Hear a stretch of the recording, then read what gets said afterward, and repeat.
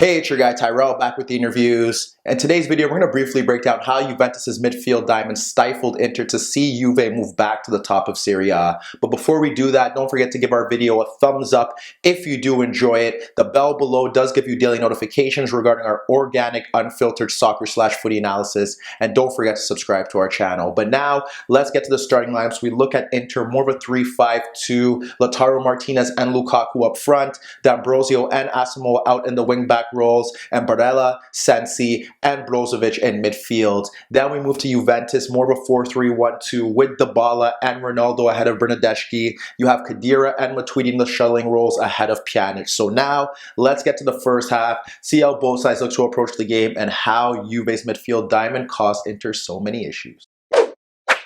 So when we look at Derby d'Italia, we do see Inter against Juve in what did prove to be a very tight affair, but very easy to break down based on the manner that both sides look to approach the game. We know Inter's going to go into a 3-5-2. Juve did kind of surprise us with the midfield diamond, more so that Dybala did start, but even that made sense. First, we look at Inter, 3-5-2, 5-3-2 without the ball. They try to press from the front, and what we saw there was that you'd have the wing backs stepping out to Cuadrado and Alexandro. You have Lautaro, Martinez, and Lukaku stepping to those center backs. And what we often saw here is what we've been seeing from Inter this season, and that's instead of having Brozovic step out all the way to Pjanic, you'd have Sensi move out into that position, and then you'd be tasked with leaving Khedira free, perhaps pushing a center back in Skriniar towards him, or having Brozovic step and then having De Vries step out to Bernardeschi. But that was a risk that they were taking, hoping that the ball wouldn't get to Khedira, and for the most part it didn't in those situations,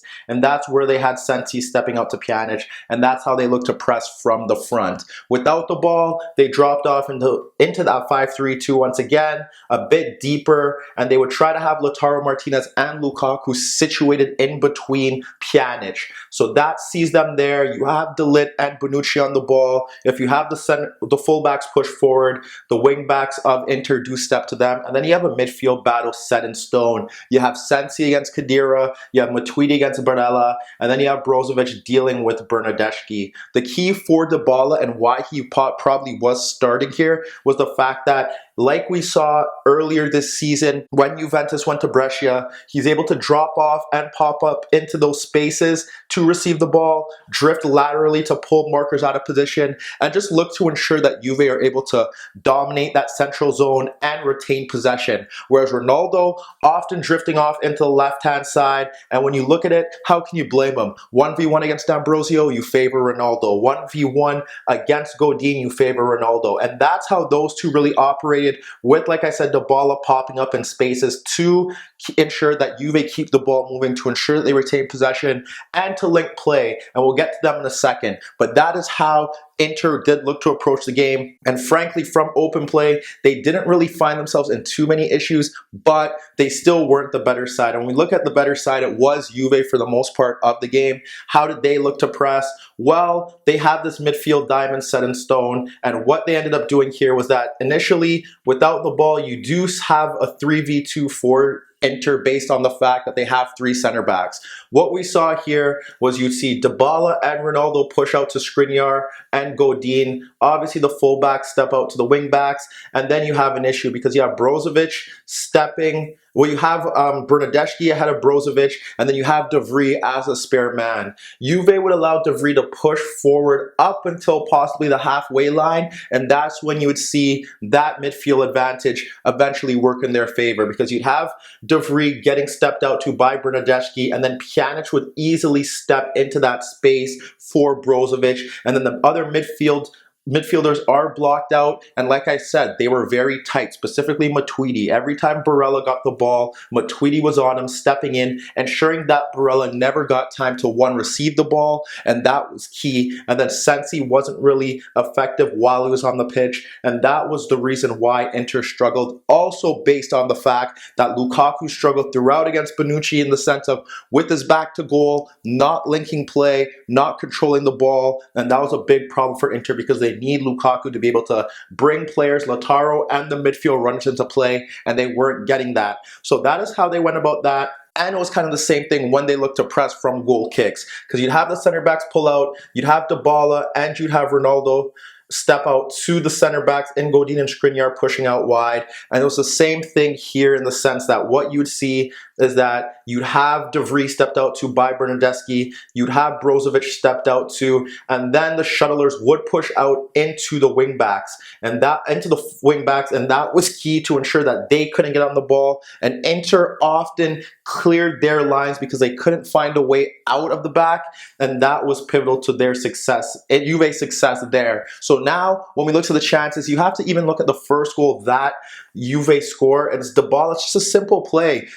Inter crowd out Ronaldo, and it's Pjanic winning the loose ball, and he instantly clips it over De Vries, and you have Dybala running across Skriniar. And in a 1v1, he needs to get tighter, and all Dybala did was fire the shot through his legs. Tough for Handanovic to see, and Juve are up 1-0. Shortly after that, we see a combination of the midfield battle that Juve was winning and Ronaldo pulling out to the left. You have Barella getting the ball in midfield, and Matuidi instantly stepping to him to win the ball. Then Bernardeschi slides it out to Ronaldo, peeling to the left, where he goes 1v1 with Godin. Godin does a good job here because as Ronaldo cuts out, he does get a foot on the ball and he does concede a corner, but that could have ended up terribly. When we look to another chance where we see Ronaldo pulling out into that side, it's Lautaro stepping out to De Ligt, and De Ligt instantly clips a ball in between Godin and in between De Vries for Ronaldo peeling out onto the left. Now we see the best of him because he's able to go 1v1 with Godin, cut in on him, cut in on De Vries, and fires his shot off the crossbar. The final example highlights the brilliance of Dybala and Ronaldo and why they were so pivotal to this setup that Sarri did deploy. You have Ronaldo pulling out to the left against D'Ambrosio, and what he does is that he waits for a Matuidi overlap, and when Matuidi overlaps, he pokes it into him, which drags out Godin. Now we see Dybala running across De Vries, Brozovic locating that run late, and he gets attracted to the run, and when that ball gets played into Dybala, he ends up poking it into the path of Ronaldo, who fires a low shot on goal that Handanovic is able to kick away. Dybala and Ronaldo did combine once more, and it did lead to a Ronaldo goal. However, it was called offside. But when you look at that, you see how they're able to just pull them out of position with those two. They're able to find that space into the left-hand side, and then Dybala's running across Skriniar did push Juve ahead. When you assess Inter's first half, they never really created too many chances. They were able to equalize based off a De Ligt mistake with the handball that Lautaro eventually converted from the spot, but their chances were simply on the break. The first one, it's just De Ligt playing a poor pass into Pjanic, and he's pressed by Lautaro, and Lautaro ends up forcing him to lose the ball, and Lukaku picks it up and plays it beyond Pjanic for Lautaro to break free. You do end up having Alexandro come across, and then what happens there is that he ends up sliding the ball to Lukaku, who goes 1v1 with Bonucci, but he can't beat Bonucci, and Bonucci is able to clear the lines, and that was one area where they were able to get towards goal. Bonucci did a good job on Lukaku throughout the game, both with his back to goal and when Lukaku was running at him, and that was pivotal to Juve's success. The second example stems from Inter's box, and it's easily Brozovic dropping off, Khedira stepping to him, and he ends up playing the ball into Lukaku, dropping off ahead of Pjanic.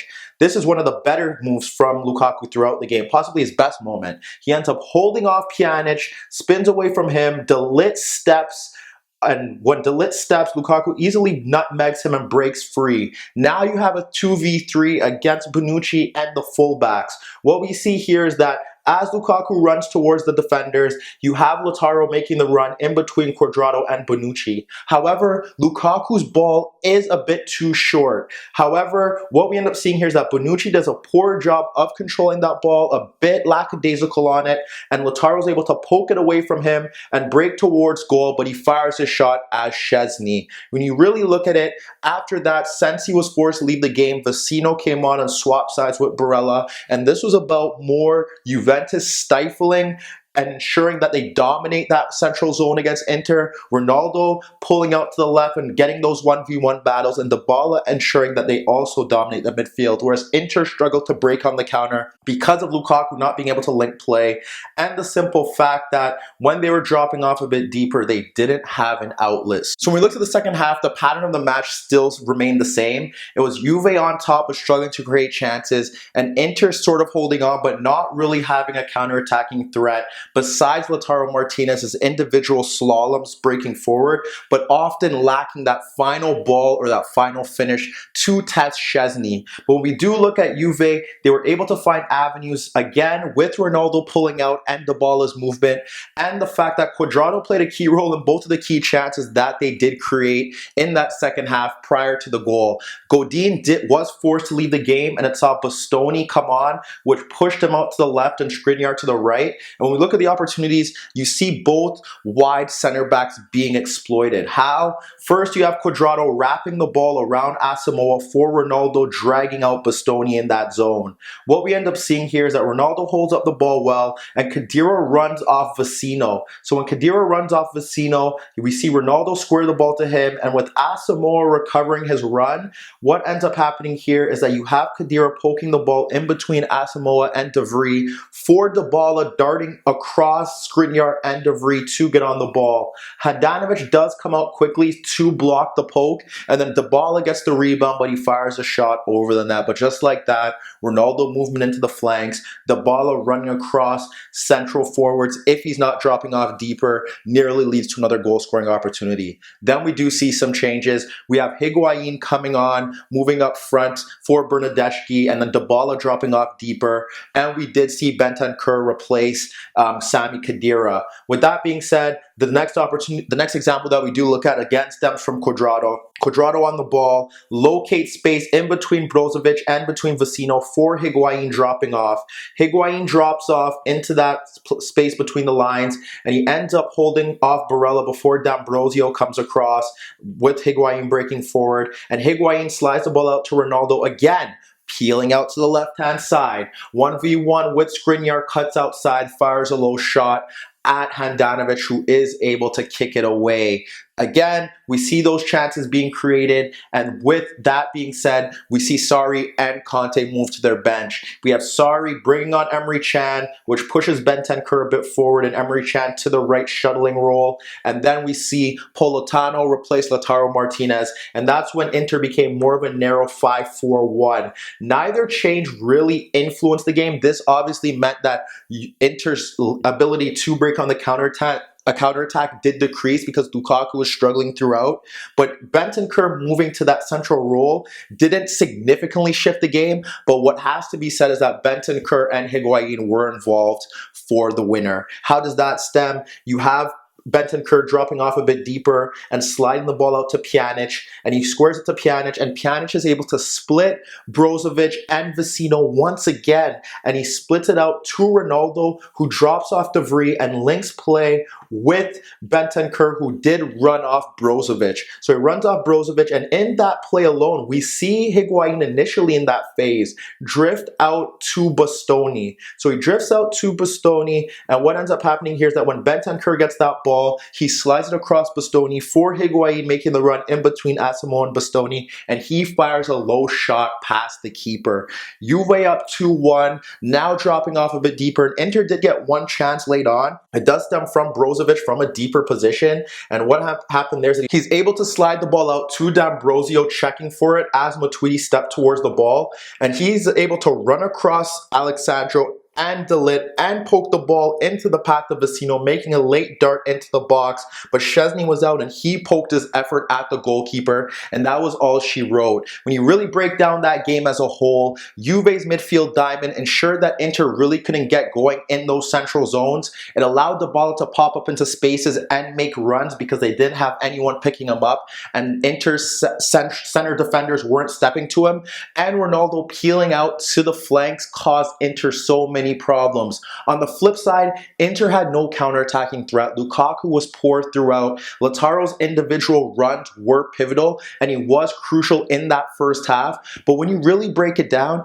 they didn't create any chances to force Szczesny into goal-scoring saves, besides the fact that Juve were making mistakes and they nearly pounced on it, and they were able to get an equalizer from a spot kick. So when you break it down, Sarri did win the tactical battle over Conte, but Inter should look at this game with missing Alexis Sanchez, with two players coming out of the game, and thinking perhaps they do stand a chance in this title race. But let me know what you guys think. With Juve going top of Serie A, are they now legitimate favorites to win? And what about Inter? Do you think that they could push Juve to the end of the season and possibly win the Scudetto? Or will they falter after two heart-crushing defeats to Barcelona and Juve in the same week?